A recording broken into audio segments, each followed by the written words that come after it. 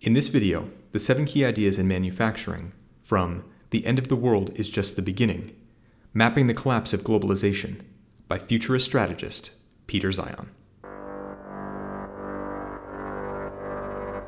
Key idea number 1, shortages in 2021 were due to demand fluctuation. Future shortages will be due to the supply situation. Well, now the Russian stuff is going away because of the war. Chinese labor has aged out. The millennials have come and grown as consumers.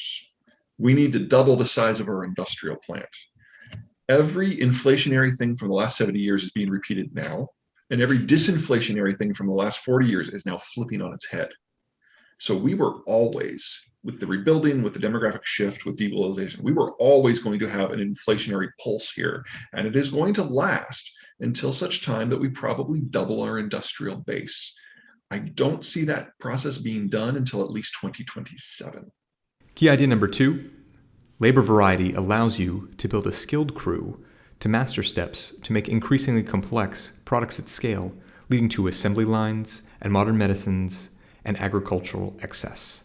But we'll hardly recognize the future as industrial plants make cutbacks and reduce assembly lines and supply chains. Economies of scale will be annihilated, ending opportunities for automations. The new prize in supply lines will be security and simplicity, and production will co-locate with consumption. Key idea number 3 is that it became extremely efficient to use containerization and just-in-time manufacturing around a world of globalization. Key idea number 4 is that China is not going forward. Rather, they're going backward. Output relative to GDP is falling, their population growth is stalling, which makes for rising cost of labor and demographically unfavored, systematic minority persecution. ZEIHAN sees no Chinese resolution. So we're going to see large portions of this world, China is the country I'm most concerned about, deindustrializing as they simply can no longer maintain the inputs that make modern life possible. And keep in mind that 2 of the aspects of modern life are electricity and food. Key idea number 5 is that now is time to revive the American industrial plant.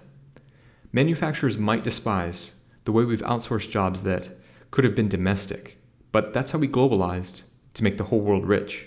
Key idea number 6 is the power of the Texas and Mexico axis, which can match Japan's tech sophistication, China's wage variation, and Germany's regional integration, all within a footprint of the world's largest consumption market. Key idea number 7 is that the geography of NAFTA allows the US to take advantage of manufacture on par with Asia, with valuable labor variation, low-cost energy and transportation, and greenfield siting options. And NAFTA has room to grow. Semiconductors can be wired in Mexico or Colombia and made in the States, with investments that engage the wealth of millennials, further enhancing American industrials.